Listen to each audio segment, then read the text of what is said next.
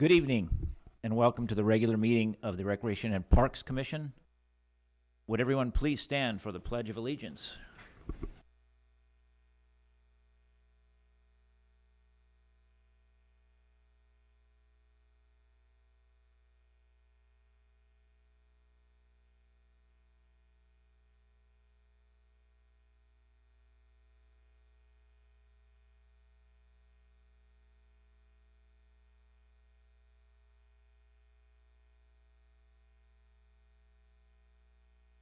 Okay, Jackie's not here tonight.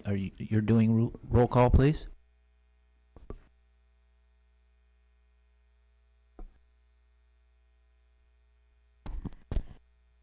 Dave, Present.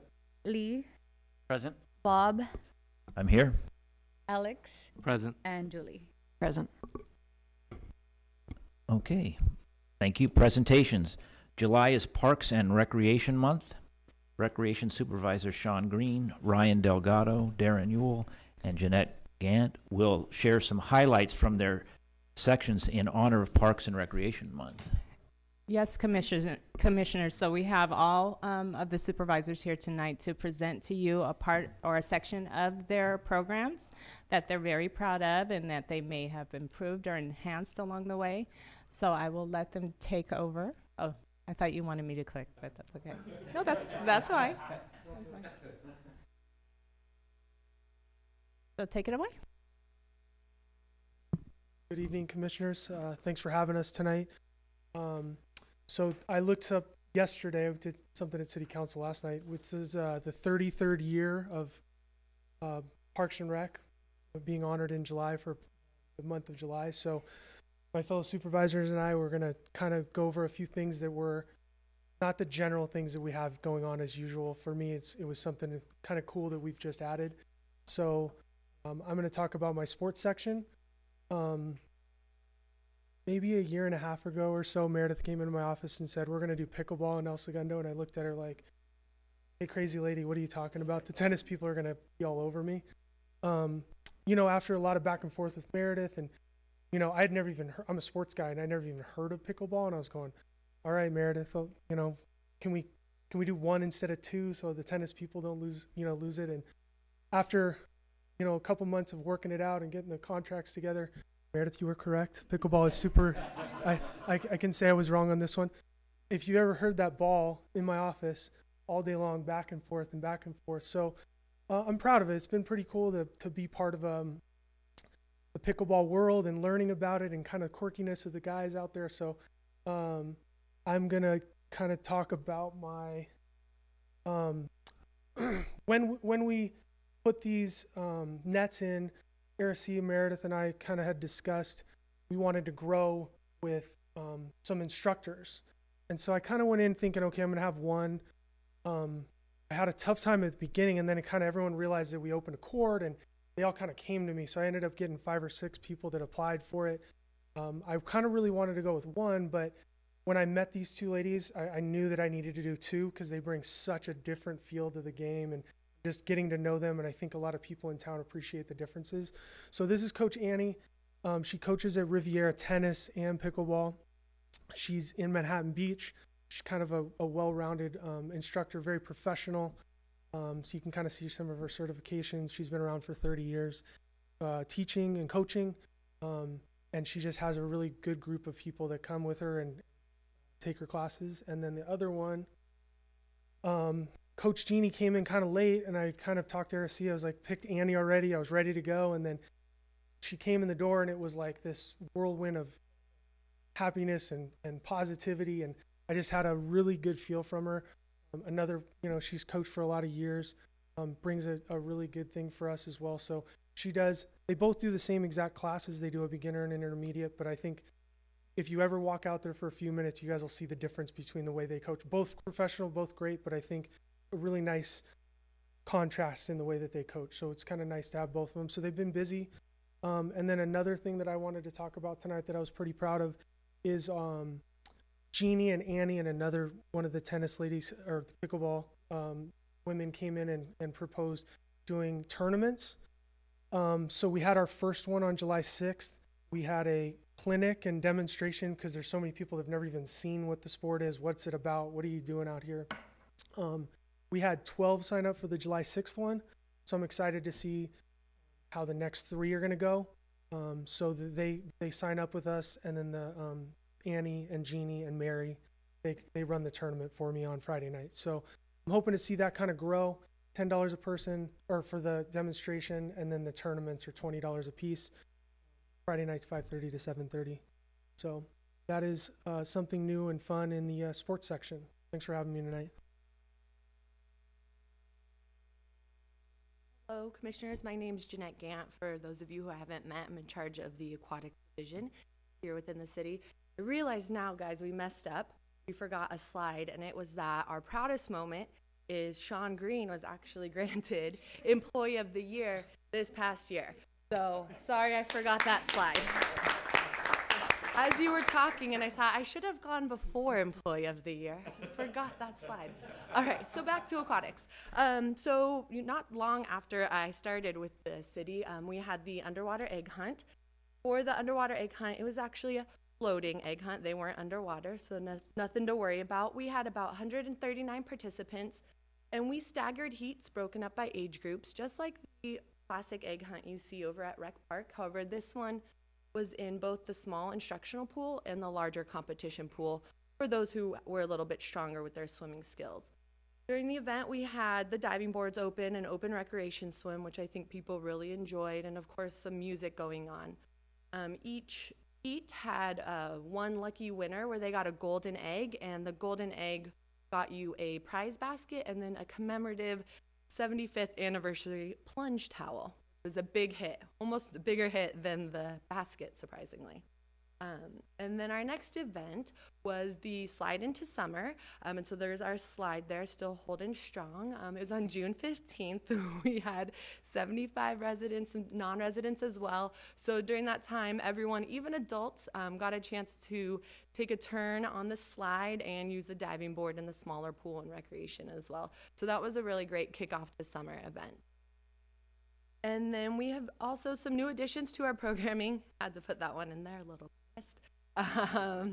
So we've added 2 new classes this summer, the Introduction to Water Polo, which has been a huge success, and log rolling. Both were placed in times that were previously unoccupied, kind of a break between recreation, swim, and swim lessons. Like I said, water polo has taken off, log rolling, slow to get moving, but I know once people see it, they're gonna hop on that and give it a try. We extended the drop-in Parent and Me open swim, 30 minutes, 2 days a week. We've had about 612 participants in our group lessons so far this summer, both at Hilltop and the Plunge, and that includes the private lessons, the Intro to Water Polo, and the log rolling class. And we also recently just had our aquatics camp, which was a great success. It was Monday through Friday, 30 to 6. We had 40 campers, and they had a blast. They got to play water polo, water volleyball, ride the inflatable, even take a turn on the slide. And so they had a really great time during aquatics camp. And then coming up next, so we have our last session of summer swim lessons in August. We have another lifeguard certification course because, as you could imagine, we are hiring like crazy. So if you know anybody, spread the word. And then our next special event will be the Dive-In movie. We'll be showing Moana, which I'm told is fabulous, on August 3rd. And then we still have Hilltop open through Labor Day. And that's it for aquatics. Good evening, Commissioners. Darren Ewell, Supervisor here. Talking about one of the programs that I supervise, and that is the Certified Farmers Market. I wanted to focus on this because it has such an impact, I think, like I wrote in the slide, on all ages of the community. When you go out there, you see people from 0 to 99, having fun, shopping, being community members, listening to music, and enjoying what we've got there. Good food vendors and good fun. And this summer, what we have is Summer of Fun. As you know, I think we mentioned that before. But first, some basic info about the market. Every Thursday, as you know, 3 to 7, 300 block. When I looked back at our, we keep track every hour. We're tracking the participation. We're writing down how many people are there. granted, not everyone is shopping, and a lot of people are just hanging out and enjoying their neighbors in the patio courtyard area out here. But the lowest we ever have really is about 400, and we definitely have had farmers markets when there were up to 1,600 people walking through there during that event. So I love this. I love this. It's like a special event every week to me, and I think it's so good for the community. We have 25 to 35 vendors out there weekly. That kind of changes seasonally. Right now, we've got the most farm vendors that we've had since I've been here, and they are selling really well. Last week, one farm alone sold nearly $1,000 worth of their product, which was great for one farm vendor. Fresh produce and flowers, prepared food and beverage vendors, handmade crafts. We also have an opportunity for community booths and sponsor booths.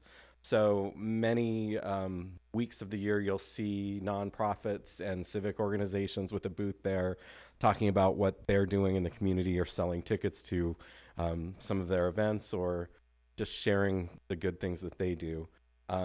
We also have performances, kids' crafts, games, face painting, and raffles that go on throughout the year. And then this summer, we have the Summer of Fun at Farmers Market, and that's a little more involved. There's a picture of Keisha Stanton. She's our specialist who coordinates all of that, and I'm really proud of her. She did a great job this year. She had never really done anything like this before, and she just did a bang-up job with it, and I'm very proud of her and her creativity in the various events and the characters that are coming out and the music and the entertainment and the games and the specialty crafts that she had planned. So I wanted to give a shout out to Keisha for that. I also want to thank the last 3 months or so, we've had a regular crew of rec staff who've been at the market from the start to the finish till 9 p.m., emptying the trash, taking trucks back to the yard, cleaning up, setting up canopies, and that's Cole Forsyth, Fiona White, and one of our rovers, Alex Hoover, and they're all just great staff members, and I appreciate the work that they do to make this event run smoothly. So I wanted to mention them. And lastly, we want to do one more thank you to our Summer of Fun sponsors. Sears, I mentioned, I think, last month at the meeting.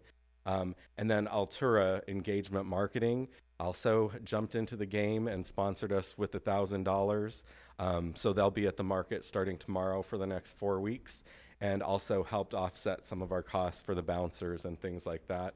Terrific. And I get calls every week of folks who want to sponsor and be involved with the market. So I feel like that tells us we have a good reputation in the community. So I feel like that's pretty nice.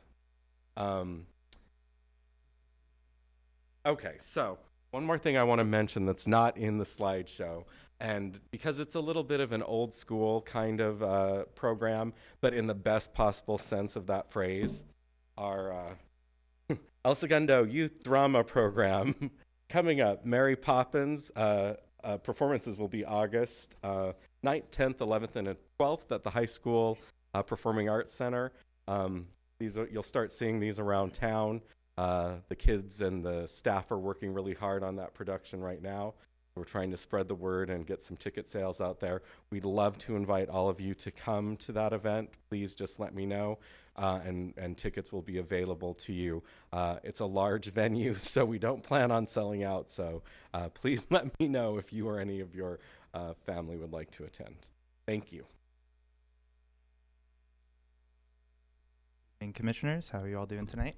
I'm here to discuss our summer events and what's kind of been keeping me busy in the office.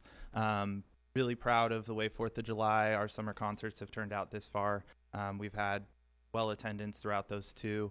And obviously we have family camp out coming, and we will definitely discuss that soon here, Bob. So the first one I'd like to talk about is our summer concerts in Library Park.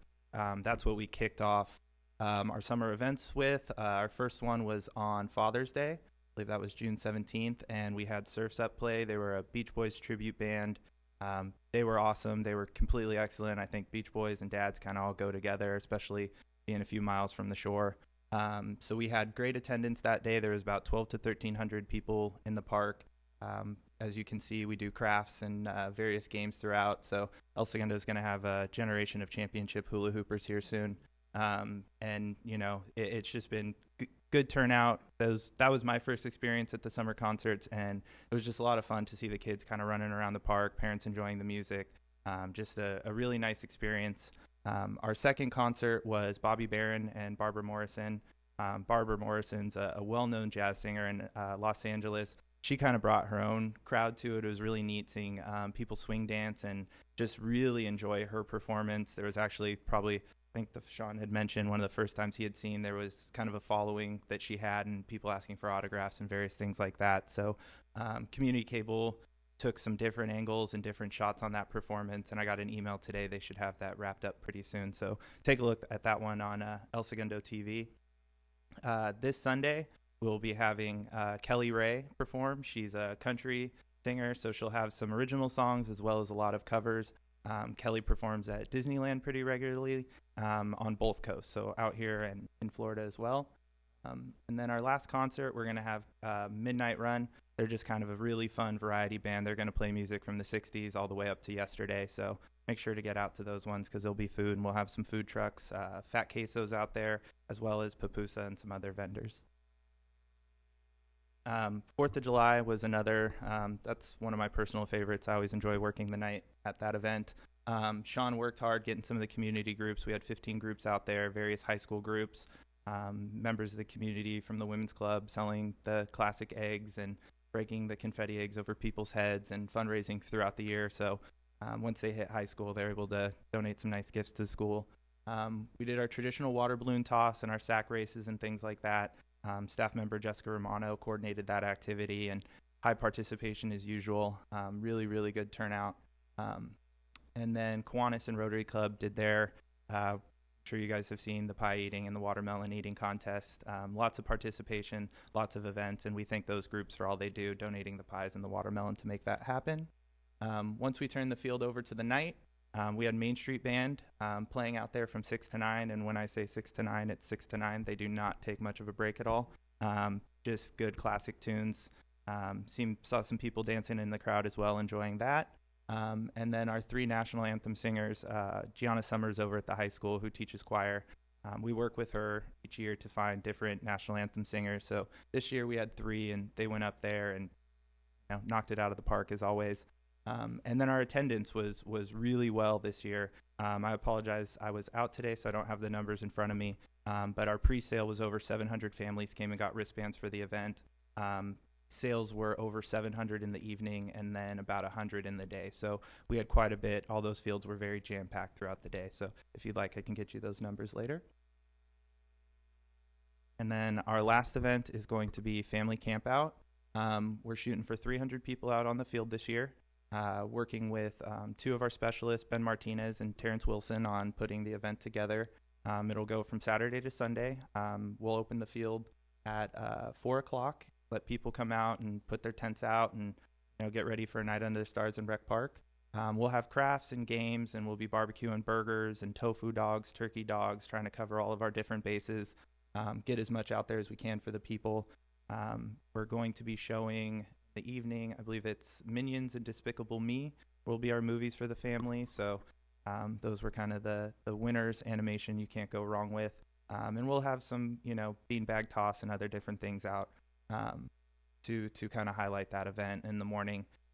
Get up bright and early and make everyone some breakfast and really enjoy that nice camping experience here in El Segundo.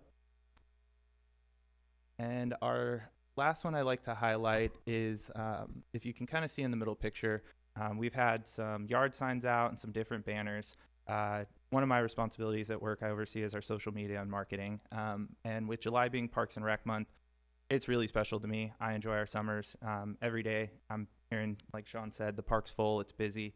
I've seen the Lubes out there enjoying themselves in the tennis courts.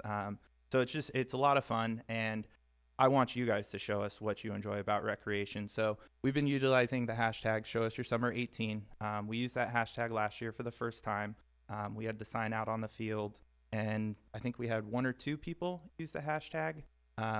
this year we've done a lot more of a push, utilizing our hashtags ESReckonParks and then Show Us Your Summer. So this year was actually some submissions that we have so far within the photo contest. We're running a photo contest throughout July, and we're challenging people to show us what they like about recreation. It doesn't have to be at the park. It doesn't have to be, down at the beach. Recreation means a lot to a lot of different people.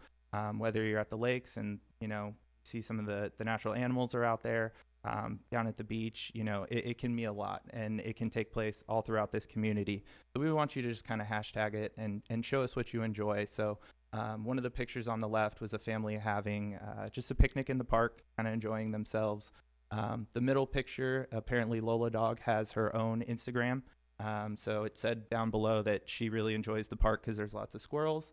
And then the one on the right was another future hula hooper, just kind of showing the things they enjoy. That one was at a summer concert. So it's been really neat to see, what everyone enjoys doing and various things like that. And so in the next couple days, we're going to have what the winners get, and hopefully we'll get some more submissions. Thank you guys very much.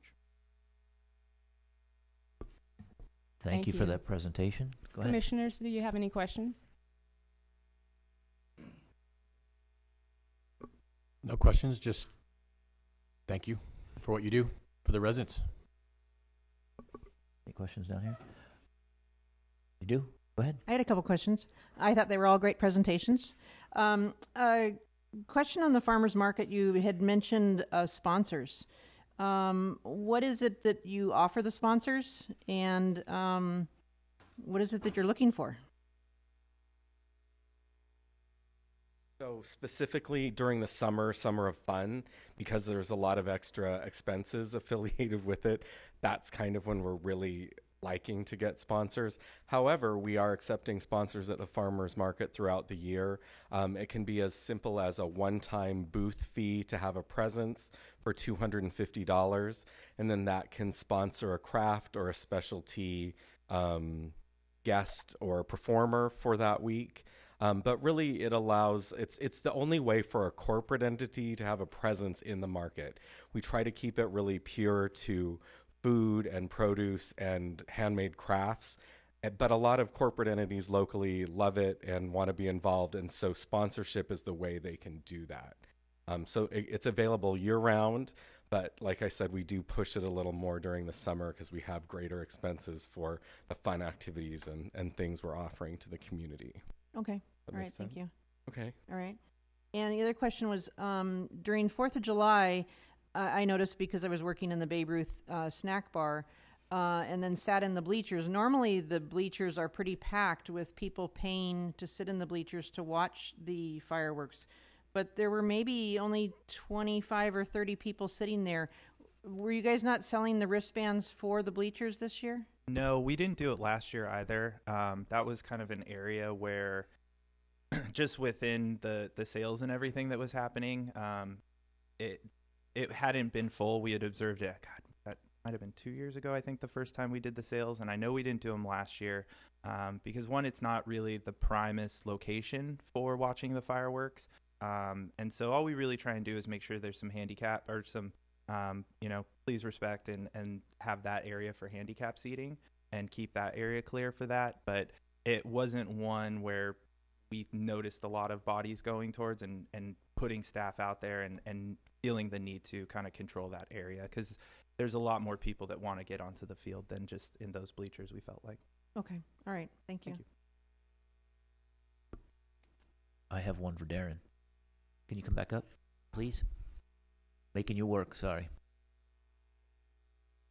The drama program Yes. at the high school, Mary Poppins, huge facility. There's no way you're going to fill that. No. But I'd like you to. I would too. Okay. And again, I bring this up almost every year. How about getting some tickets over to Joslyn and getting some of the seniors out there? And Absolutely. That's I something I can think- work with Orion on, I believe. Yeah, I think that's a great idea. because getting the people in there, even if keep the cost down, the seniors can get over there maybe dial-a-ride, something like that, from Joslin over to the high school. I don't know if you guys can work something out like that, but for one night, let's see how it works out. Sure. Something I didn't mention this year, for the first time, we're having a Thursday performance at 1 p.m. And the reason we were doing that is so that all of our summer camp participants could go and attend at no cost, so that we incorporated that into the program of summer camps. We also thought that might be a good way to recruit people who might be interested in participating in the program. So that's new for this year. Great idea. It'll probably be the fullest performance, I imagine. But yes, I hope we can fill it up. Thank you for the suggestion. All right. Also, Darren, are you going to be at Movie in the Park? Because this year Rotary, we're doing Mary Poppins, the original, and I've been pushing for a old school movie for years, and we're finally going to do Mary Poppins, and that's on August 4th. Yes, we are going to have 4 of our youth performers there in costume. They are slated to do a song performance before the movie starts. And we're also going to have staff there selling tickets and promoting other rec and parks activities. Dickie from the Rotary reached Dickie out Van to me. Breen, And so we thought that was a great invitation and said yes very quickly. So thank you. Okay. Actually, while we're talking about this, usually we get a preview here. I feel cheated tonight. Yeah, I will take responsibility for that. Summer has kind of hit us hard. We have a lot of summer camps going, and there's a lot of activities happening, so that just slipped under the radar for me this time. We also lost a choreographer, and then we lost another choreographer, so we're playing a little catch up with that. So I apologize. Yes, normally we do have a performance. I've been very busy, and that slipped off my radar. So sorry about that. Okay. Right. Lee, Dave, anything else? We're working Darren tonight. Okay. Sean thought it was going to be him, but Darren, thank you. Okay. Public communications. Please step on up. State your name, please. Hi, my name is Waylon Edom. I am 13 years old, and I like to skateboard, and El Segundo Skate Park is my local. And I have been living in El Segundo since I was 6 years old. So I have been going there with my dad for a long time, and me and my dad are trying to help rebuild and redesign the skate park, because right now a lot of people are going there and hoping that it would look better and just sorry and a lot of people that don't live here come here, and they will say stuff that I would say that's not nice about that, and it doesn't look good.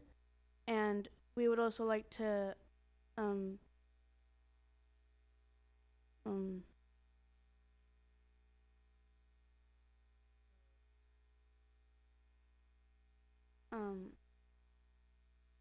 just help have some people in the community just help out with the whole redesigning and stuff. We have the whole new design for the skate park.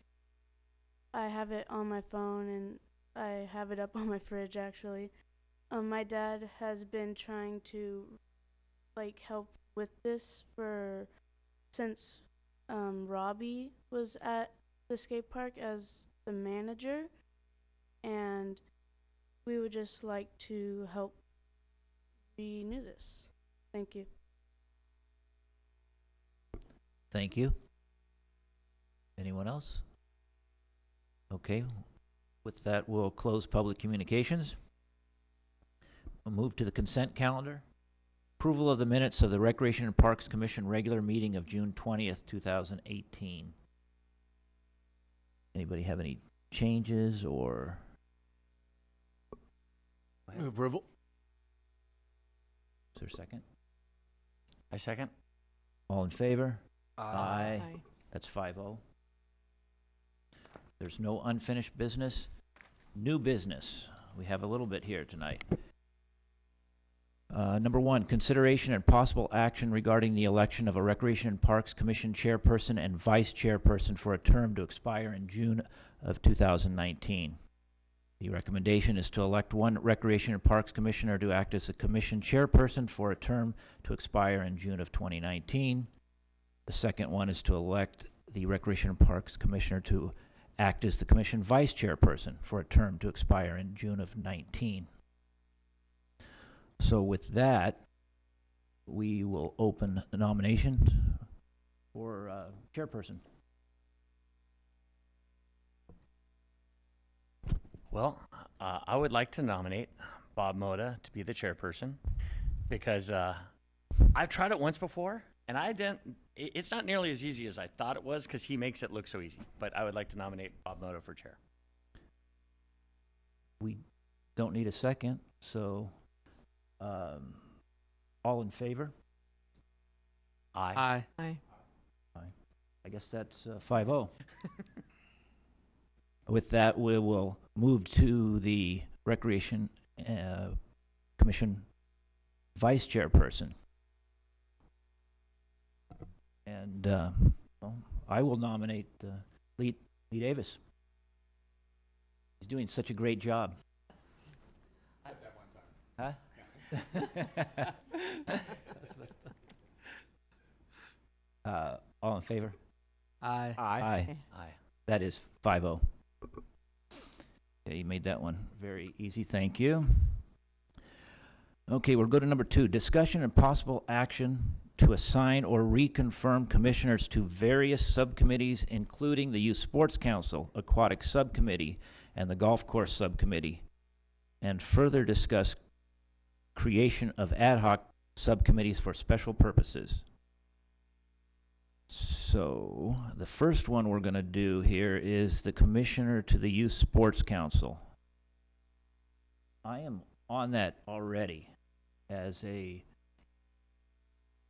for Babe Ruth. So I'm already there, and I can continue to do that if everyone is all right with that, unless someone has a desire to be there. Do you feel comfortable representing the commission and the league at the same time? Is that, I know you probably do it. Is everyone else okay with that, like on the committee, or is there any sort of conflict that ever comes up in that capacity? I mean, would it be there hasn't been, and I've done it before. Okay. So really the question is, would it be easier for you if one of us took this so that you didn't have to represent the commission during those meetings and could just focus on your organization that you're representing? Doesn't matter to you, sounds like. It absolutely does not matter to me. Okay. But if someone does want to be on there, it's really easy, I mean, to do it. I mean, it's not a problem for me either way. So is there someone that wants to be on it? I was considering it only because I was interested in seeing, it's only twice a year, right? It's twice, yes. And you meet January and Evening? August, February, August. evening or during the day?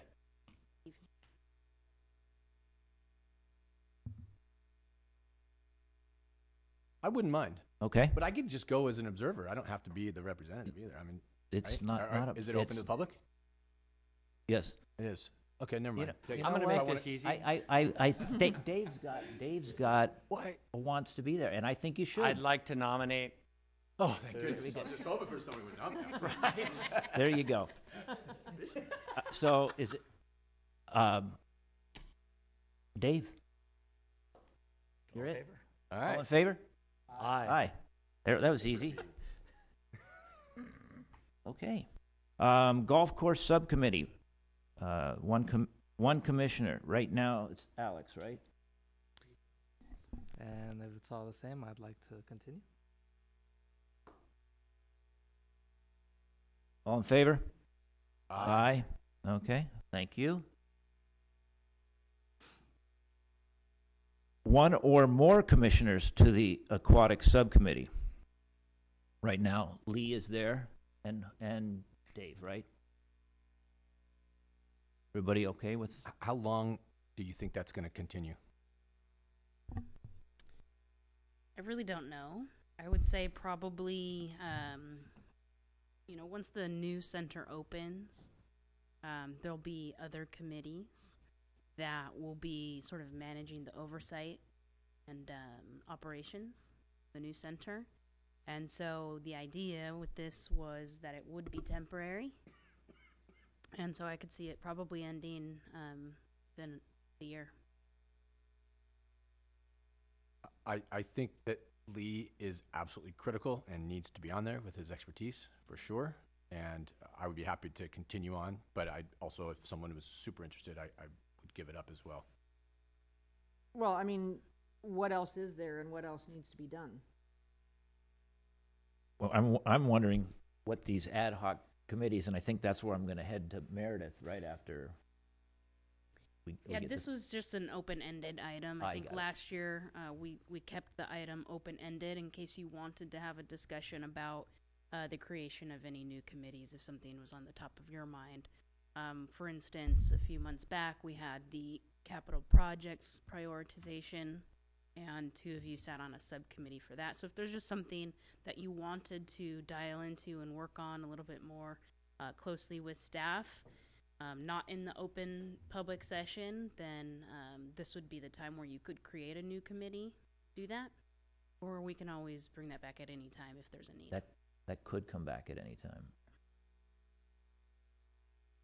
So I guess, Julie, what you're saying, there isn't anything else yet, but I heard something about another committee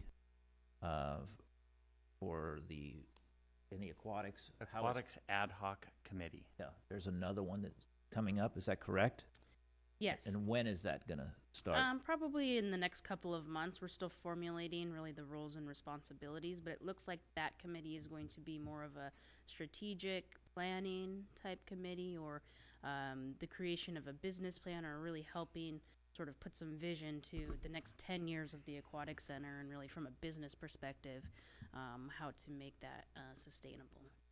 So some interested folks, and that was created with the idea of having community members or subject matter experts who are familiar with the community on that committee. There could be a commissioner on that committee. There's also going to be that oversight committee and an operations committee, which may have some opportunity for commission as well. So those are coming up, but they're not at this time. Correct. Julie, would you be interested in any of those when they came up? I mean, I guess it's not like something I would jump at. Okay, so You know. we can wait till something does. There's going to be others that are going to come up. Yeah. I promise. There always is. So, okay. But are you interested in this one? Aquatic subcommittee? I mean, or is that your same? Whatever I need to be on. Oh, okay. Then I'll I continue. can be on. I thought maybe you were. I'll probably continue then. Okay. So, yeah, if you want to go ahead and continue with what it Okay. is you're doing. Great. So it's Lee and Dave. Okay. I'd like to go back and put an alternate on the golf course subcommittee in case Alex can't be there for some reason. So do anybody have an interest? Are you interested, Julie? It depends what days does that meet? Every other we know month at 11. The golf course subcommittee is every other month on the even months on Wednesdays at 11:30 a.m. It's a lunchtime meeting. Every other month at 11:30. And how long does that usually meet? It's a lunch, and it's usually about an hour and a half. I've served as that, the second person, and I mean, I've been fairly involved with the task force, so I wouldn't mind being that person. But if you want it, I mean, certainly take it. I think there's going to be a lot of changes, so I don't know what that committee is going to entail in the future. I can do it. I can make arrangements to get off at that time. Okay. And just like the other ones, it's an open meeting, It's and an open anybody meeting. can come Mhm. participate as an observer. Okay, great. Thank you. Thank you. Thank you, everyone. All right, wait a minute. I'm sorry. Meredith, is there anything else on number 2 that we're okay? Yeah. you're Okay, great. good. Thank you. Number 3, consideration and possible action related to reviewing options related to prospective pricing policy for city aquatics facilities. Review the proposed options and provide direction or feedback, and or alternatively discuss and take other action on this item. Meredith? Yes, so this is more of an update from our last aquatics subcommittee meeting. Both Lee and Dave were in attendance. As follow-up to the June 5th City Council meeting where the City Council approved and adopted new fees. Those were hourly reservation fees and drop-in program fees for the aquatic center. And also those fees were to be applied at the plunge. You may or may not have heard from some of your fellow residents that they were not too thrilled with the passing of the new fees. And so we did a little bit of research into that feedback, speaking to some of the residents, listening to their feedback, circled back with the aquatics subcommittee. And as of their meeting last week, what we're moving forward with some changes to the original fee structure that was adopted. What they're recommending is basically to formulate a financial assistance program. We heard from community members who were concerned about paying each time they had to visit the pool, and that might hinder their participation. So from a Parks and Rec value standpoint, you know, that's something that we struggle with. We want to make sure that there's access and equal access to all families in town. And but on top of that, when we started to explore financial assistance programs and how that might be what the policy or guidelines might look like, we really didn't know or have a good understanding of how many families or residents would really qualify. We obviously don't want to be in the business of reviewing financial information. And so the best way moving forward that we still need to explore more of is basically attaching eligibility to those that may already qualify or be enrolled in other types of programs, such as free and reduced school lunches, utility programs through the water department, like our Lifeline program here in the city. Southern California Edison has some reduced fee programs, and so what we're probably going to do is attach our program to one or more of those. And when we sat with the aquatics subcommittee on that, we sort of pulled back a little bit and said, well, why just aquatics? Let's look at this from a department-wide level. You know, there's probably need for, we know that we get requests every summer, particularly when summer camp rolls around, is do you have a financial assistance program? Do you have a payment plan program? Which we do not. And so the aquatics subcommittee recommended that this commission and our staff run through some options and look at it from a department-wide standpoint. Is that something that we want to deploy, not just in aquatics, but for all of our programs, or for youth, or whatever the parameters might be. So that's sort of, that's going to be continued, and staff will work on that. If you'd like a subcommittee to work on that, this might be an opportunity for a subcommittee to help formulate some ideas and options with that respect. And then also fee-wise, what the aquatics subcommittee is recommending and what they'd like your concurrence on, and then we'll move on back to City Council and get their concurrence, is to not implement the drop-in fees at the plunge quite yet. That was really the majority of the feedback that we heard was about the youth, about rec swim, and about the plunge. A lot of people said that they understand paying for participation at the new center, but really felt that fees going from paying $0 on top of their rec card, which they do on an annual basis, but no additional fee for participation at the plunge, that was not something that they were supporting. And so the aquatic subcommittee took their feedback. We looked at it, and the financials behind that change, our projections were just about $30,000 for those drop-in fees at the plunge. So they felt that that was maybe something to hold off on for now, but that we would still implement those fees that were adopted at the aquatic center. So those are the fees for residents only, would not be implemented. That was the $4 per adult and $2 per youth, senior, and military member. And so that's their recommendation right now. And the third thing was the spectator fee. And we really didn't have a great answer of when that would be applied and when that wouldn't be applied. So we've put some meat behind the policy there and are recommending to rename that spectator fee to admission fee.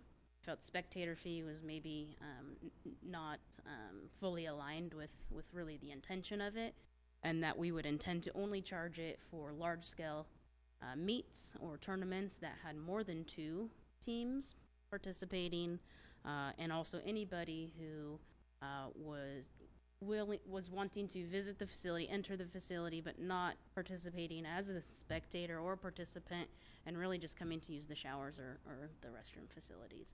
And that's one way to sort of deter people from coming in and using the restrooms and showers on a frequent basis. So those are the 3 update items, and we will be back with some next month with some options for financial aid, financial assistance, or scholarship type programs for the department, and would like to hear your feedback and on the changes and their recommendations for the fees. I have a quick question. Ed? For the high school swim meets, will there be an admission charge for that? No, a typical high school meet would be a dual meet, so it would be 2 teams. Questions? Go ahead. 3 or more, Alex. So tournaments, they would charge anytime they had any time with 3 or more, then they get charged. Any questions for Meredith regarding the fees? That's what you're looking for, some feedback? Yeah, and if Lee or Dave wanted to add anything. Yeah, I think that the council members who were there were hoping that this commission could at least advise a little bit, if that's accurate, and come up with, do we feel that looking at a reduced cost at all programs, recreation and parks wide, for financial assistance is appropriate, or whether we just do one program? So they were kind of hoping, I think, for us to have some sort of consensus. So I don't know if we can get to a consensus or if we have a recommendation, but I'd be curious to know how all of you feel about going down that path. And I think council would too. I was in attendance at the meeting, and we've gone through a lot of different fee structures, especially in aquatics. A lot of things I think we tried to do is try to see to it that we have fair pricing. We try not to find ourselves too far in debt for a lot of our programs. And so that when we go through the fee structure, perhaps there should be some financial aid available. I'm not so sure this is one of the more communities at risk, so to speak. We are reasonably affluent, and but if there are people that are meeting, and Dave brought up the point that school lunches are kind of a deal where you just kind of come in and you say XYZ, and the schools don't have a lot of time to check financial records as well. But like the water program, the water department actually has a set program that if you're getting a reduced fee for your water, you've actually gone in and improved your financials, and it would be a little easier. So rather than just put this, one program in the aquatics arms, I think we sit down and we look at everyone and state, do we want to see it across all of our programs throughout rec parks? If it meets one, shouldn't it meet all? And if it doesn't work for all, why should it just be one? And at some point, I think we should probably, answer that question, or at least give some insight to it.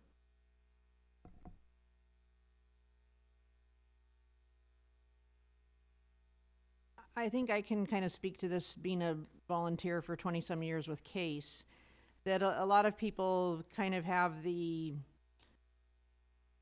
feeling like, you live in El Segundo, so you can afford a lot. And when you look at CASE, and we have right now about 38 families that are CASE families in El Segundo, and we service about 80 to 90 people twice a month coming to our food pantry, and that's a lot of children in our schools. that are accessing our pantry for food, and a lot of people in our community that are getting assistance with their utility bills. And it's the people are here. A lot of those families are here, barely making it, paying the rents, and here mainly because of our schools and wanting their kids to get a great education. And like in Little League, when I was a secretary on the board for Little League, I made sure that those kids that wanted to play got to play, and we supplied those scholarships, to those families. And, and I feel that it's important that, the kids can participate in recreational programs and things like that, as long as we make sure that they qualify financially, and that those families can do so in a confidential way, and that they do their part in proving to us that, yes, we are financially strapped, and that we do qualify for low-income assistance on our utilities, through our water, through Edison, through gas, and through the free and reduced lunch program. And not just one program, that they do the various programs, and that we help them out. And it is a pride issue, and it's a hard thing to admit. But there are many families in town that are struggling, and they're struggling to stay here. And you'd be surprised who the families are. And so I think that we can help them out, and I think that we should help them out. And I think we can do it across the board, and not just aquatics. And we can do it through all of our different camps and things like that. And I don't think that the kids should suffer and go without the recreation programs because their parents can't afford it. And I think that there are organizations, I know Beach City's, the baseball academy, they're on Grand. They're great supporters of Little League. And when they give to Little League each year, they always say, support those scholarship families first with their contribution. And so there are organizations out there that would help with that scholarship, So I think that we ought to do something to help those families, and I think that we could figure something out to do that, because there are plenty of families out there. I mean, I know that at least there's 38 families, case families, that could use assistance.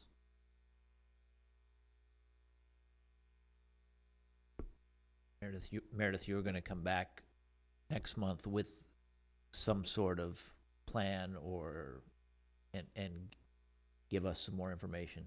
That's for next month, is that correct? Right. So what we would do is probably, through our networks and professional networks, is probably try to see what other cities are doing in their Parks and Rec departments, and select some that we felt would here, bring some options. So there's different ways you can structure it. Financial assistance, I mean, that could be 50% discount, 75% discount, 25. I mean, it could be scholarship program where it's funded more from donations or other participants, or subsidized by the city. So there are definitely different things to consider. But you do need to hold the families accountable for their portion that they need to prove their side.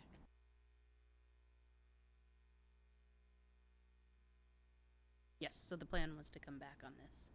The aquatic subcommittee didn't feel like it was an urgent matter at this point, Okay. given the fact that they're sort of pulling away from charging the fees at the plunge. Okay. I have a question to our aquatics guys. You had fees that initially you thought were good fees, and then you came back and they weren't. Can somebody help me out here? I'll give you my viewpoint on it, and I'm sure Meredith, I think we're somewhat on the same lines, is that the fees that we're talking about are for the plunge, aquatics overall, Correct. which would include the new aquatic center and the plunge. We set up a fee structure that was going to cover both the plunge and the aquatic center. The thought being that the fees for the plunge, even though we haven't charged them in the past, as we implement the new ones, it's a good time to implement them as an overall. And what the thought was on the plunge is that we'd enact them so that it would be, and sell it as a renovation for the plunge if you're using the plunge, because the renovation is well overdue, as everyone knows. I think a lot of those people didn't necessarily hear that message, and that's probably the aquatics people not getting out the word as well as we could have. I think a lot of that fee stuff, and the city's been very good with getting the word out back onto the website, the El Segundo website, seeing to it that they understand what our goals are, why we established these fees, and what we're trying to accomplish. At the plunge, however, I don't necessarily think everybody was on board with the renovation and putting their money towards the renovation. They just saw it as their money was going to the new aquatic center. Why should they be paying their money for the plunge for the new aquatic center? And with that, I think we took a step back, realized that the new aquatic center is not going to open quite as early as we had anticipated. It's going to be a couple weeks off, and so that we're going to not implement it at the 1st of September anyway. It's going to go a little bit longer. So I think that's kind of where you're getting a lot of the fee stuff, is that we weren't necessarily great at educating them exactly why we were starting to charge the fees at the plunge. Dave, I'm going to just say one thing, and then, so are you saying, or the committee saying, that there shouldn't be fees at the plunge? I want to know.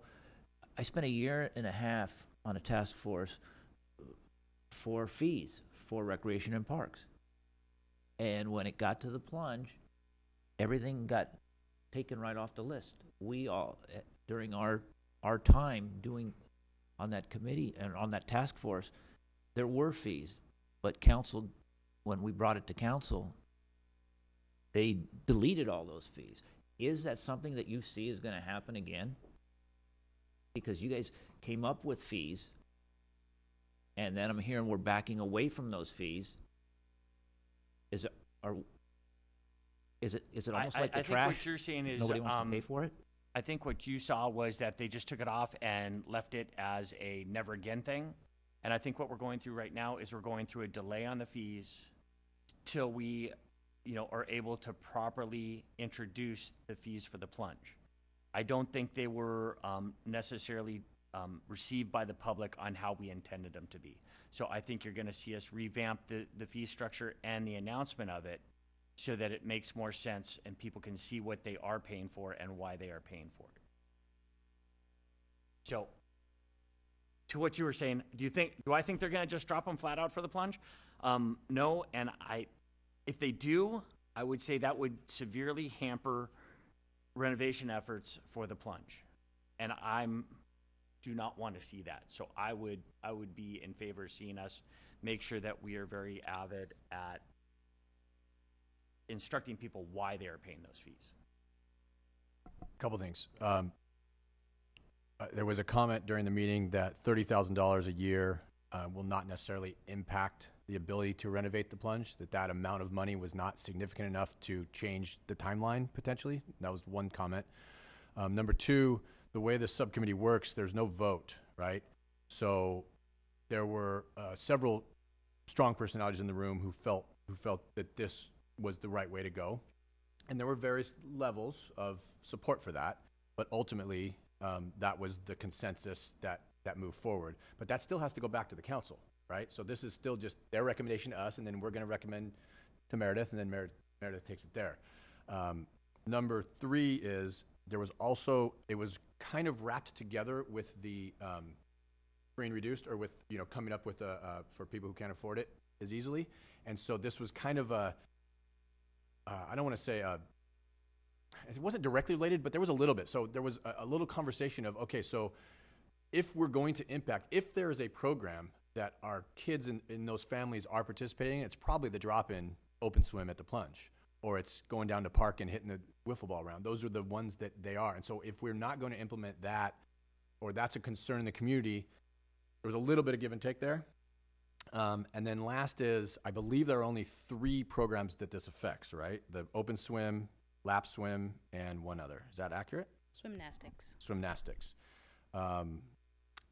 So again, it's 30,000. It wasn't them all. I don't think that there was anyone there who said we are never charging drop-in fees at the plunge. That, like Lee said, that was not the conversation. I think it was a pause for now because there was a little bit of discomfort in the community. Maybe that's the one piece that we draw back a little bit, take some time, work out the rest. Maybe we implement it when these families can still get in for free, possibly, right? That might be a nice time to put the fee in. So all of those things combined led us to where we are here. I think that sounds better as long as it's not a permanent pause. No one said those words. No one insinuated that was the intent. It was open. Right. And as far is that as accurate? Yes, it is accurate. And as far as formalizing fees, I mean, the fees were approved and adopted. So it's a matter of when to implement. My intention is not to have another public hearing and set another fee schedule with lower fees. The fees that were adopted will stay adopted, and this is just direction on when to implement. That's better. Okay. I wanted to hear that, and that's thank you very much for that. Any other on number 3? I just have a quick Please, question. please. So if we do move forward, and I'm for like subsidizing for the ones that can't, how much of a hit does the city take from that, and what pot does that come from? Does that affect the renovation of the plunge because now the money's moving over to help families participate? Well, it really would depend on the program. Obviously, for aquatics, we don't have any revenue that we're generating right now, so the impact wouldn't be as great comparatively to before a program's implemented. But that's something that we would really look at. Our summer camps, we price them in such a way where it covers the costs and then makes a little on top of. Other programs, the city subsidizes more heavily. So we would take a look at the different types of programs, and typically these assistance programs are geared towards youth programs, and those are a lot of the time subsidized already. And so that would be a policy discussion and a decision on who would fund any sort of shortfalls that come with that assistance, and how much would the city want to allocate to that. Is it a specific number a year, and when it's done, or, there's a variety of ways to do it. And again, I've seen cities, on their registration form ask anybody who's participating in a program, would you like to donate $1 or $5 to the scholarship program? And it's easy for people to do and to help their neighbors. Typically you don't have a whole lot of people here in this town coming forward and wanting to give that information because they feel the information is going to get out. But if we're offering it, it's better that we're offering it. But in my experience working with CASE, you don't have a whole lot of people rushing forward to offer this information that we're in need. So I don't see that we're going to have lines of people lining up to say, I'm in need, here's my information. But at least we offer it, is what I'm saying. And you will have some that will come forward for it. And something as simple as a new policy to allow people to have a payment plan or register for summer in March, or for summer camp in March and pay up until June.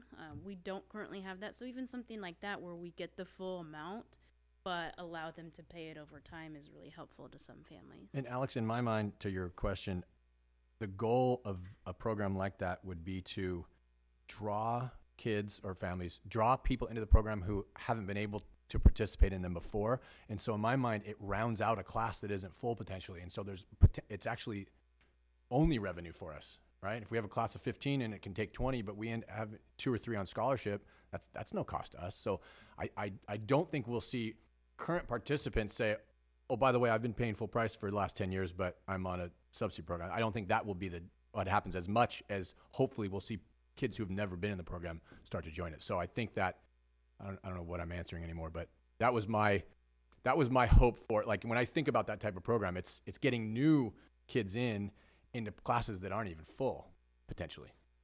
And to go on top of that, I mean, when we talk about the financial assistance, we had talked about, a 50% discount or possibly more, so that it wouldn't necessarily be that, we were just offered for free. But like you said, if you're drawing somebody and knew that just couldn't afford it flat out, with a 50%, if they qualify, would get them into it. And that revenue of that added 50% would be 100% revenue, that we didn't have in the past. And it would be for a great cause. So I think depending how we word it, and again, it goes into how we adopt the program, and how it will work within our structure. And I think it's worth looking at, and we need to spend some time on it, but I think we're right there. And hopefully there are cities who've been doing this for 10 or 20 years, and we can copy. One other thing I have here that I have noted, where you have here, staff is also suggesting that the admission fee is charged to individuals who would like to enter the facility to specifically use the showers and restrooms. I see this as potentially could open up a problem with the homeless. And is that going to become an issue of word getting out there and spreading, because we are getting a larger population in town? And is that going to open up an issue now at our plunge for that, now specifically using our restrooms and shower facilities? Well, I think one of the ideas behind having a fee for that is to deter that type of activity. We do see that occasionally at the plunge, and being in the library sees it a lot too. But being a public facility, anybody can come and use the facilities. Now we have closed hours at the plunge, like during our high school programs. We don't let the general public come in and use the facilities, but that was the idea. But one of the discussions at the subcommittee level is $1 enough? Mm-hmm. And so that was definitely discussed.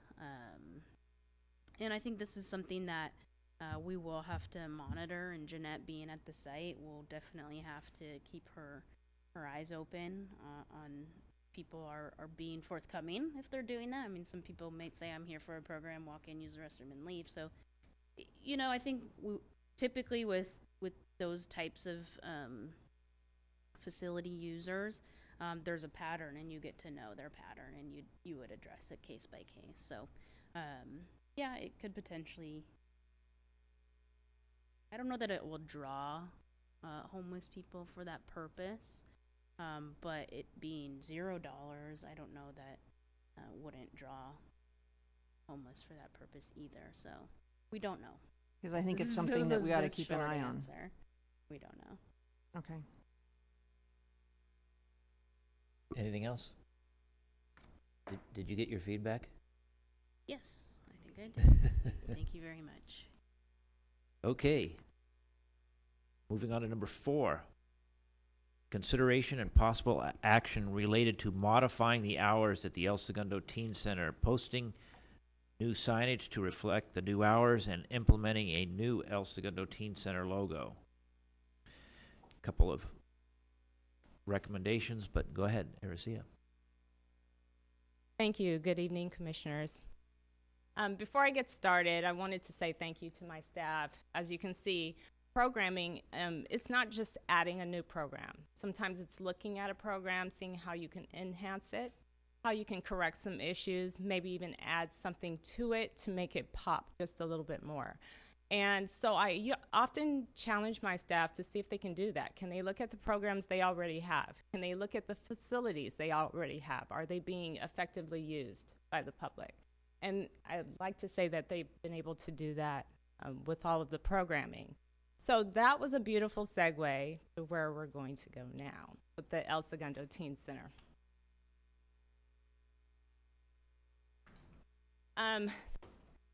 Thank you, Monse.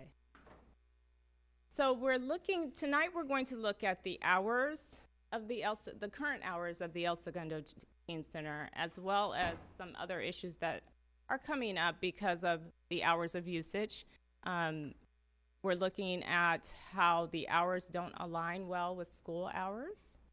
You will see as we go through this presentation that sometimes the children, or the young people, I like to say, get out a little bit earlier, and then we're opening later. So that kind of does not make sense for the current schedule. Next, sometimes they're closed.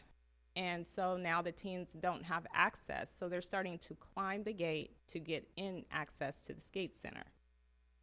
But the result of that is either they can be injured or it can create property damage. And next, we have low attendance levels in the evening. And so we're open till about 9 o'clock in the evening, and during that hour, we're really not seeing a whole lot of attendance during that hour. So if you look at the top box where it says current, this is the school year schedule. So our school year schedule, as you can see on Monday, we open at 2:30 and we go until 9. We're proposing that we open at 1:30 and go until 8. 1:30 is when the children get out from school, and we should be opening at that same time so that we're available to them. And as we go through the schedule from Tuesday through Thursday, we're asking to close at 8. Again, that last 8 to 9 hour, we're really not seeing the attendance numbers. And then on Friday, we're not asking for a change. And Saturday, we're asking to, again, open early because we're not accessible, and we're having that problem of them trying to get in anyway. No one's there to oversee the facility, so we have people in the skate park, and no one's there attending the skate park. Our summer holiday hours, same thing. We have that same schedule. We're asking pretty much to do the same type of schedule in the proposed hours, but we want to stay open a half an hour later so we can give them some extra time at the teen center and they can enjoy it while they're on vacation.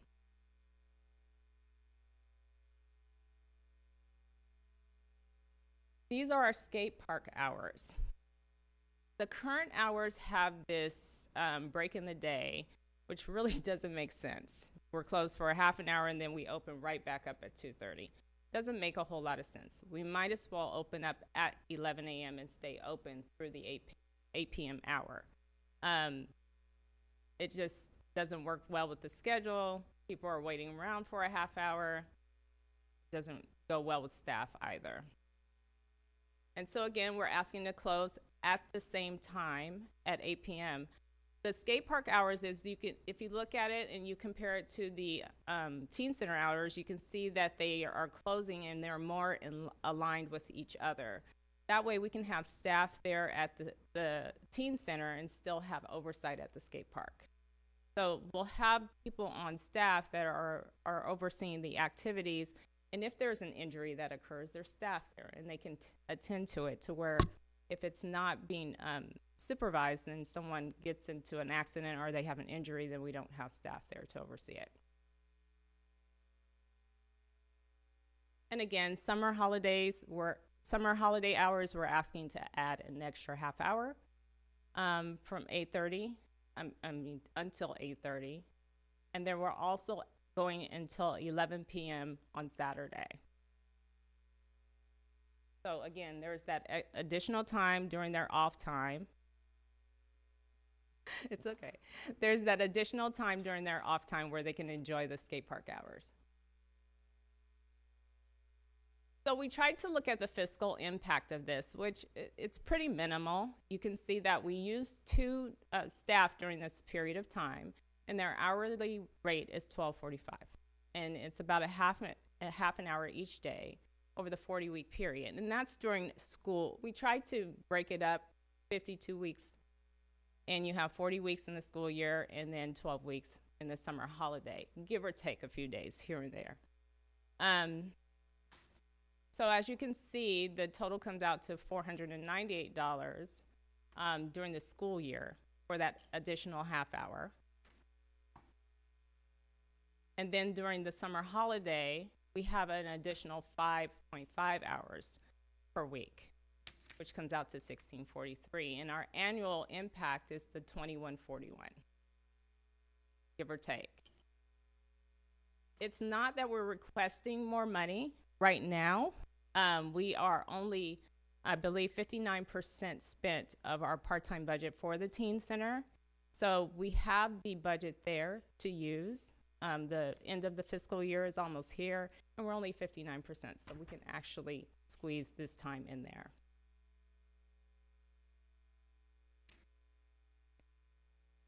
So we did a little bit of homework over the period of June 16th to July 9th, just to give you an idea of what happened to that 8 to 9 p.m. hour.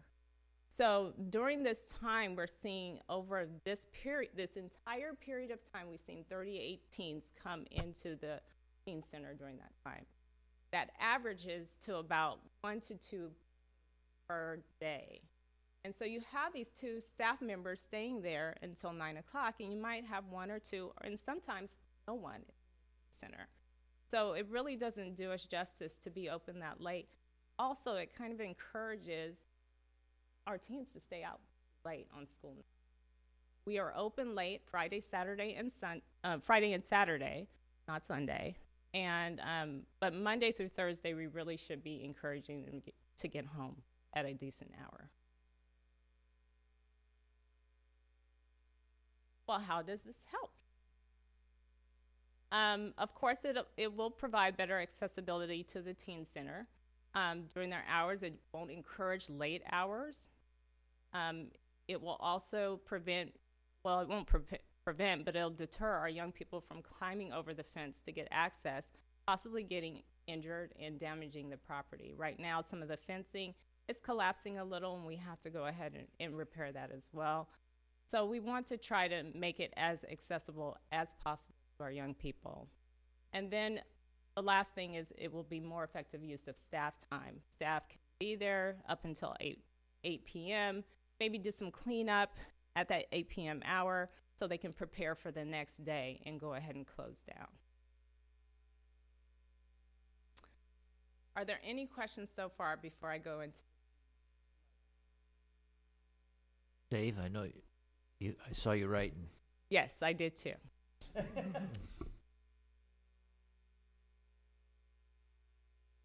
What's the attendance like between 2:30 and 3? It used to be nobody. Between 2:30 and 3? Yeah, are there kids coming at 2:30? Are they coming straight from school now? They usually are there, and it gets pretty busy. I know during the summer it's a different issue than in the school year. We're busier in the summer. But Sean, okay.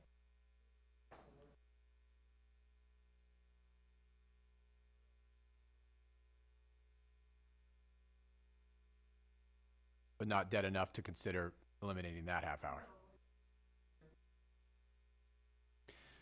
Second question is, who attends the skate park from 11 to 2:30? Adults still skate, so they're able to go in during that time. Oh, I didn't know that was open to adults. Okay, cool. I think I may have missed this, but the Monday's different for what reason? Mondays they get out earlier. What about summer? During the summer, are you asking? Because the summer's also 1:30. It's different from the other days, but there's no school. During the summer, we still open at 1:30. Gotcha. I'm like, why did we choose that?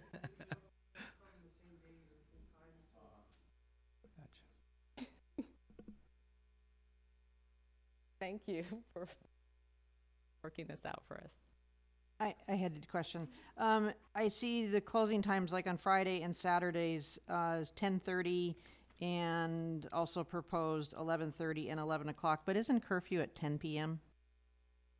Curfew is at 10, but some of our teens don't go home. So we're still trying to provide a safe place for them at that time. I know we can make them leave our property, but it's not always the case for some of our teens that are really ready to go home or not cheerful about going home. So we try to offer the extra time for them during the summer.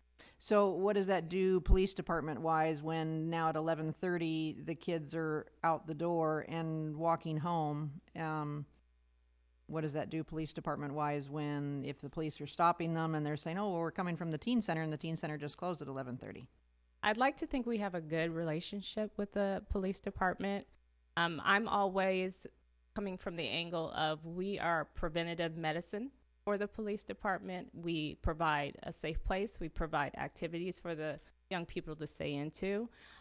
If they had an issue with someone leaving the teen center rather than someone breaking into a car, I would have that conversation with them at a later period. We're open to speaking to the police department if that would be a problem. I would hope not. It's just that some of our young people are not always happy about going home. And so that last hour, if it provides a safe place for them, we would like to provide a safe place for them. It's just doing a community service. Okay. I actually have a question, and Julie, thanks for bringing that up on the times. Those proposed 11:30 on Friday night, 11 o'clock on Saturday night.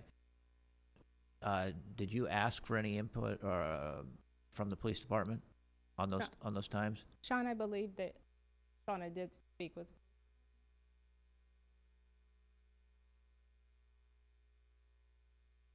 So, I know, I'm like. So I'm sorry. What was the answer? Did we ask? Sergeant Gill from the police department. Right. I don't know that we specifically asked that question. We didn't probably talk about the curfew conversation, but definitely talked to him about some of the other parts. Okay, and I wasn't even in worrying or thinking about the curfew. I'm just looking at the time, knowing that the park is dark at 10 o'clock, except for the safety lights that are on. And the teen center is going to close an hour before that. Is that correct? An hour before. 11:30. So I'm just going to go Friday night at 11:30. The actual teen center is going to be closed at 10:30. So there's an hour that. Where is staff? Is staff going to be outside watching watching the skaters for that hour? We do expect staff to stick around after that time. Okay. No, we wouldn't just have them leave. Also, during the closing part of the teen center, staff that doesn't just leave. They're still there. They have to prepare for the next day. So they are still around while the skate park is still open. And part of their responsibility is to close the skate park down as well. Okay. I don't know. I'm having trouble with that 11:30 time. We are definitely looking for your suggestions. So, do we want to continue on this, or let's let her finish her? Go ahead. Well, I guess I want to.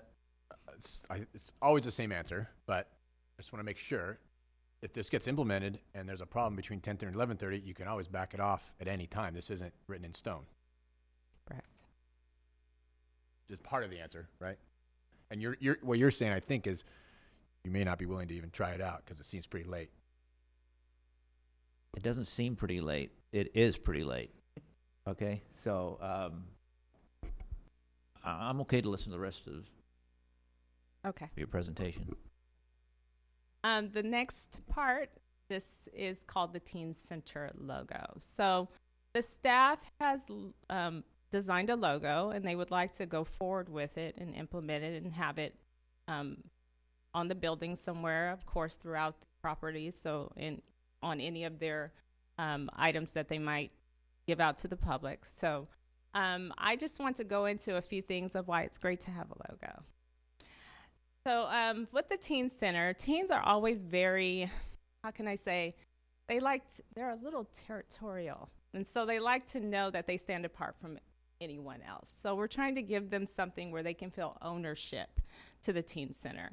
So the first part is it makes a great first impression. So when they want to tell their friends something or they have a T-shirt on and that logo's on there, they're like, yeah, you come down to the Teen Center and join us. And they think that's a big deal. So we felt like it makes a great first impression, not only for the young people, but it will start to make its mark around El Segundo that is the Teen Center logo. New patronage. We're always trying to bring new teens into the center, and we feel like if you have a logo, it's something that they can definitely look at and say, okay, I know where that logo belongs, and I would like to be a part of that. And it brings people in, and then they identify with it. So we feel that a new patronage would definitely be a plus. Stand out above the competition. Well, I hear a lot of the young people get up and they talk about skate park and how they've gone to other skate parks and they compare the two. Well, I feel like the Teen Center, we feel like the Teen Center logo will allow them to say, hey, we have a logo. We also feel like we can compete alongside these other groups. And loyalty and credibility. The new logo will provide something that they can, again, refer to, feel loyal to. There's a sense of loyalty here in El Segundo that is unlike any other. And I feel the more that they brand the Teen Center, and it's coming from a place of love and respect and kindness, and they really respect this place. The young people are really, this is their place, this is their other home. So if they have a logo to show that, I think it would just give them a little bit more pride about the center as well. And that's the new logo.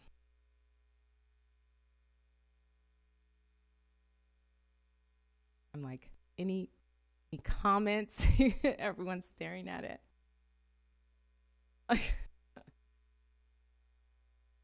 Any questions? Any more questions, I should say. Do you want us to go back to the logo, Dave?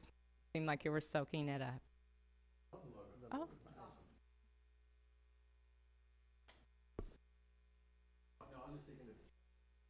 Well, the truck spacers.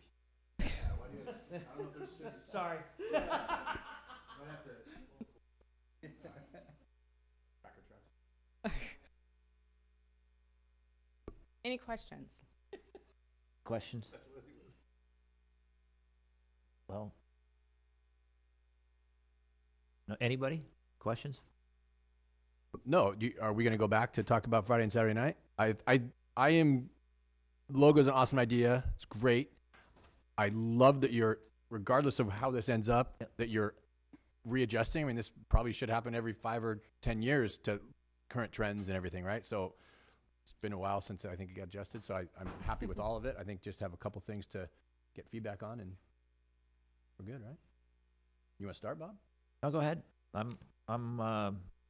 You're asleep by 9:30? I'll start. Go ahead, So please. I think, yeah, it seems late. I have a 15-year-old son sitting here, and I don't think he's going to be out at 11:30 at night. But that's my parenting, and there's a lot of different parenting styles, and there's different people out there.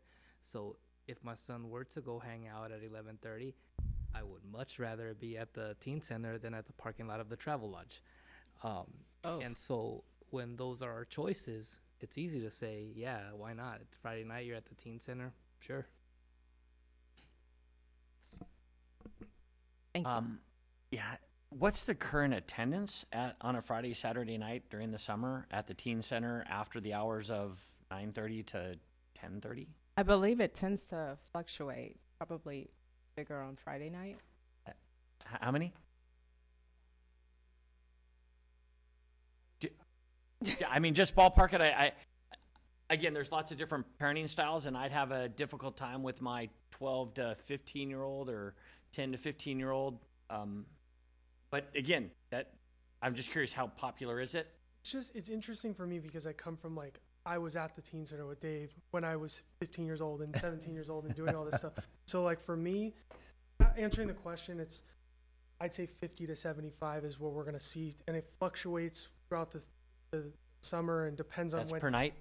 At those later hours, that's what I would say is probably Really? where we're at because, it depends on the kids that are there and the kind of fluctuating. But When- I understand with the 11:30 conversation, those kids, or if they're not in the teen center, they're right in the middle of the park causing havoc. So I understand the curfew conversation. I totally do. Those kids and Ryan and I, 15, 20 years of us sitting up there and doing this stuff, they're not in the teen center with us. They're down in the park causing trouble at the travel lodge. So I understand the curfew thing, but for me, passionate wise and understanding what those kids are going to be wise, they're not in there with Shauna and paying attention. So that's something I totally understand the curfew conversation, but for me, I know where those kids are going to be, and it's not doing the right thing. Police department's going to be handling them anyway. So that's something I understand the conversation, but for me, that's and I assume, I mean, I know that parking lot, the lot well enough to know that it is kind of a drive-through, so parents can come in and pick up their kids from that, as opposed to just releasing them out to the neighborhood. Yes, definitely. Okay. What about what Bob brought up with regard to the teen center's closing at 10:30, but the skate park? If this is a concern and we need a place for these kids, are there that many more skaters between 10 and 11:30 as opposed to active participants inside the building or in the basketball courts? Friday. I mean, that is kind of an odd hour. Where I was going with that, Dave, I would think all the teen center people exactly would what, go out and hang out at the skate park for an yeah. hour, right? So there's an hour there on Friday night, and there's a half an hour on Saturday night. And that's why I said, where is staff gonna go? Is staff gonna lock the doors on the teen center, and then go out and stare at the skaters for an hour? I think find one that of them's out there hard to already, believe. right? One of them just stays there. We can definitely, now that I'm looking at this, we can definitely align that. You've lined everything else, so let's align Let's that. align that too. If it makes operational sense, we're Yes. asking if there's something operational behind it that makes sense, then go for it. But if not, then probably aligning would be better, right? Well, we have staff usually around until we will have staff around until 11, but they'll be probably cleaning up and getting ready for the next day. So I'm okay with doing the 10:30 closure of the skate center as well. That's where I'm thinking. If you're going to close the teen center, then the skate park should close at that time. And that's my feeling. And are you referring to both Friday and Saturday then? An hour earlier on Friday and a half hour earlier on Saturday then? Yes. It would 10:30. I am staring at this so long because I do not have my glasses on my face. So I do apologize. And I meant to have them tonight. Okay, yes. I'm seeing that now. Cool. My thing was not so much a parenting thing. My thing was of the police department enforcing a curfew, and that's, something that they're enforcing. And then here the city is saying, well, we're having our teen center open until 11:30. Is, there a liability thing there? That the city is not imposing the curfew of 10 o'clock and having a city facility open for kids until 11:30 when the police department is enforcing a 10 p.m. curfew. What is the definition of curfew? I mean, is it loitering, or is it going from, they can travel from one place to another after that period of time. So if they're leaving the teen center and going home without stopping in the park to cause problems, then that wouldn't necessarily be a curfew violation. And it's been closing at 10:30 for 40 years, and in my experience, policemen have been extremely kind about the teen center kids who are going home. I don't remember anyone ever getting a ticket ever once. Or have you guys ever had anybody? Yeah, so I don't think that, I think if kids are walking home, they say, no, I'm coming home from the teen center, I think they're going to get, all right, cool. We'll definitely double check with them. I'm absolutely fine with the 10:30. I am. It's, if staff's going to be gone, lock it up. That's my opinion. Thank you. Any other questions, comments, concerns? Now, but you want us to approve something, right? That's what you'd like. Yes, that would be wonderful. Okay. Let's go to the logo. Okay, so can you put it back up? I'm good with the logo. I don't know how everybody else feels. Are we good, Dave? Sorry to interrupt you. Are you good with the logo? Absolutely. All right. I'm sure it's been vetted by everybody, right? I mean, assuming that that I like it. Yeah. I think that's 5-0, right? Yeah. That's 5-0. Do you want a motion? For the record, I'd like to approve the Teen Center logo. Is there a second? Second. All in favor?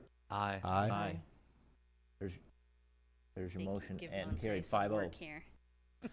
Okay, the other one you want is the proposed hours And signage. and the signage. So do you want to split them? The hours? Are you amending? You're amending the. Well, we're going to find out if we're going to amend it.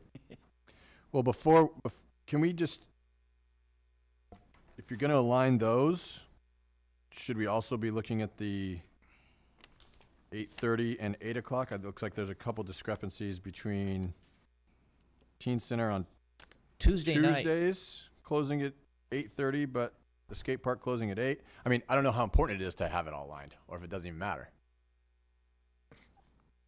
I think the intention is for it to be aligned, and I think there's just some work on the sign proofs to be done. Okay. So I think signage-wise, you're probably looking at, I don't know what we're asking for approval here, but I guess So, Well, I wasn't looking at the signage. I was just looking at the charts. okay, Yeah. I'm looking at. we'll make sure the signage matches whatever So it should hours be are 8:30.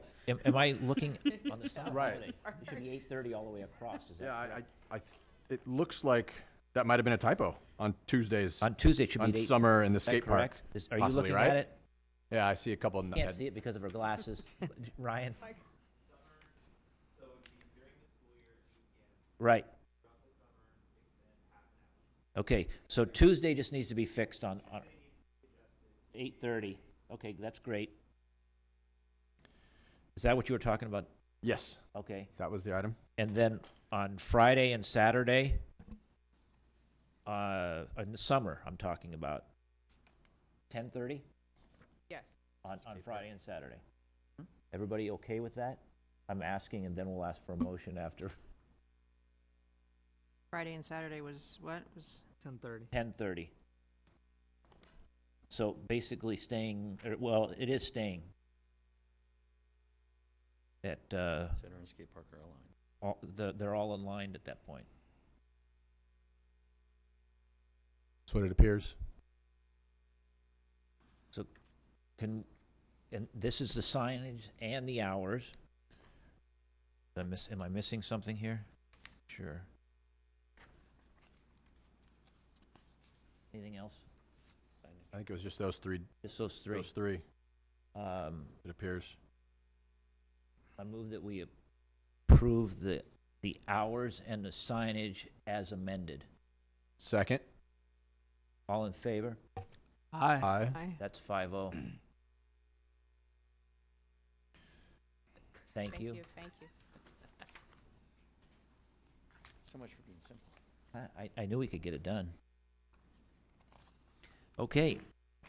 We'll move to reports. Aquatic Subcommittee.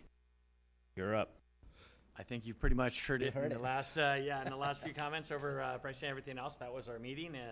You got it in general, and we're moving forward. Great. There's also going to be a couple events coming up at the pool that I think we'll be invited to. A couple being tomorrow would be the Fill the Pool campaign, sponsored by South Bay Sports Health and Recreation Foundation. And it will be the last chance to attend and actually contribute before the opening, where your pavers and or donor wall stuff will be actually put on there for the opening of the pool. And that's 4 o'clock tomorrow. Thank you very much. Golf Course Subcommittee. Alex. So I guess I'll do B and C here. So the Joint Task Force had there was a RFP that went out, a request for proposals. 9 entities came back with a proposal. The Joint Task Force scored them, and the top 5 were invited to come in and present their proposals. That happened last Thursday and Friday. Our next meeting is the 25th of July, at which time all the members of the Joint Task Force there will have revised their scores, and we will discuss them to see how to move forward. Just curiously, was the non-golf course submission one of the 5 that made it to the interview There round? were 2. I'm sorry. No. It wasn't. didn't make it? I know what you're talking about. Yeah, no. It's not. And I would add, we want to make sure, because a lot of people are asking that just because the 5 that were invited to make presentations by the task force came on site, all 9 proposals will still be available and considered by the city council. So your question about the non-golf one, there was definitely interest in it, and for different reasons wasn't invited to make the presentation, but the council could definitely still consider that as a viable option.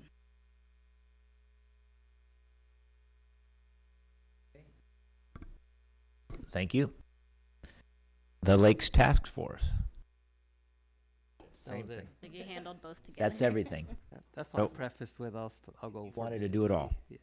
Okay, Youth Sports Council, there was no Youth Sports Council meeting, be in August, usually near the end of August, right? So there won't be a report next month either.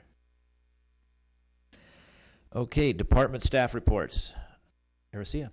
I think the department has been on stage the whole night, so I really don't have anything new. Just to remind you that we do have our family camp out coming up August 11th and 12th, so good times. Thank you very much. Christopher. Good evening. You have my report, and I have a few updates. Okay. The Women's Club plaque, the holiday tree, was installed this last week. It's there for viewing. Good. Picnic tables and recycle containers have been installed at the new picnic shelter. So we're all cleaned up and we're open for business there as well. And this last Monday, a request for proposal for landscape maintenance services was published. Looking for proposals on landscape services. Okay, any questions for Christopher? Thank you very much. Dan O'Toole. Good evening. You have my report in front of you, and what we did is like to bring something a little visual. And what we have is a little sizzle reel for the El Segundo TV. We'd like to do a visual shout out to the recreation and city staff that made a truly spectacular extravaganza for the 4th of July. And it's basically a Happy Birthday America El Segundo style.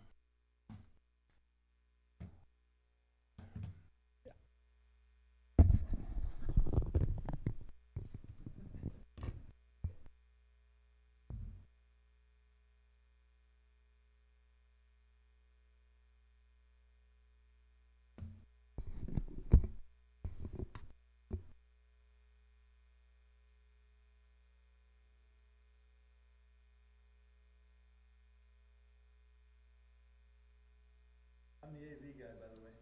Okay, good. I didn't want to be the one to mention that. What's that burning smell? There's the mute's right there on the right. Right next to the play button. Right there. I love Windows. Where's the slide?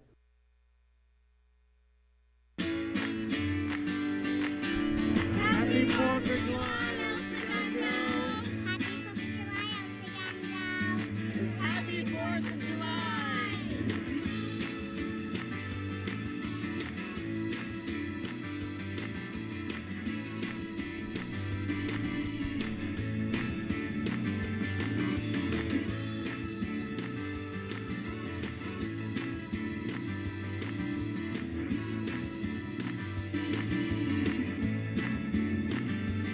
I like to see the fireworks and spend time with my family. I like all the jumpers and I like how much food you can get. It's a great day. It's awesome. We're having tons of fun out here today.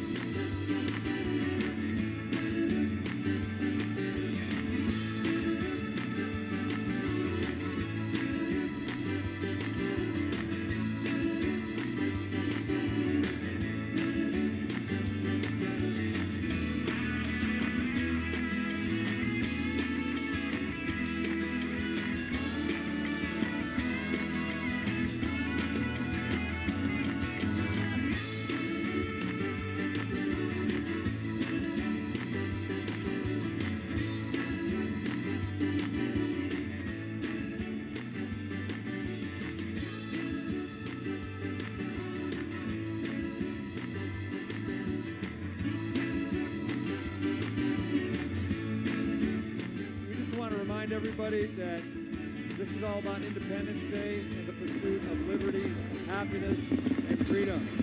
And God bless America. Have a great 4th, everybody.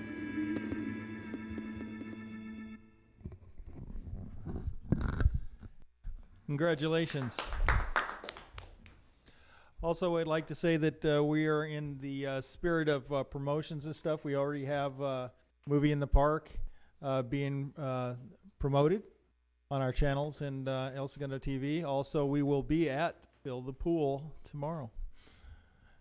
Any questions? Thank you very much. Department Directors Report. Meredith. Thank you very much. A couple things to note is that the City Council held their first budget study session yesterday in the afternoon, and we'll continue meeting on the fiscal year 18-19 budget on August 13th at a special meeting. That will be noticed, and that is the meeting where they will be discussing capital improvement projects and allocating any fundings towards citywide projects, recreation and parks projects. So, we'll definitely keep you updated that discussion. And just wanted to, it's in my report here, but also make verbal note that the Craft Beer and Music Festival has been postponed, and they are hoping to just gain a little more traction as far as sponsorship goes, in light of the fees that were established by the City Council, and the reimbursable fees for police and different city services, as well as the daily rental fee. Just wanted to take a little bit more time to make sure that they maximize their opportunity to make it a fruitful effort for them and for the city. And they are very well aware that the springtime may or may not be available at the Lakes Golf Course. That's correct. And so we'll circle back with them probably in a couple months and see if they have a specific date. Just real quick on that, temporarily postponed, or is it just kind of indefinite? They don't have another date, or did they actually kind of state what they're shooting for? They just told me springtime. Okay. Yeah. Thank you. Anybody else have any questions for Meredith? Okay, thank you. Thank you.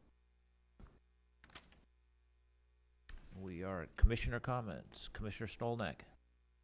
I would say that right after I got on, I had been, previous to getting on also, I had been noticing the medians on PCH were looking bad with weeds and all of that growing up through the cobblestones, and I called Meredith on it right away, and within a day or two she called me back and had Christopher check on that and went out with the contractors, and I said the planters were looking awful, and from Imperial to Rosecrans, and when you looked in Manhattan Beach and Westchester, ours were looking the worst. And I went out the next day and weeds were pulled, and it was looking better. So I want to commend her for jumping on that right away and taking care of it, because PCH, Sepulveda, should be looking nice. And so thank you for getting on that right away. Sure. Well, thanks to Christopher. Thank you, He has some oversight responsibilities there. So, and that is one of the reasons why we have an RFP out. Okay, thank you. Commissioner Farfan.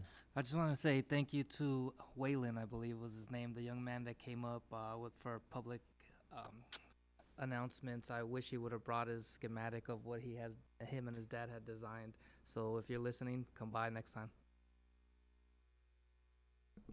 Okay, thank you. Commissioner Lubes.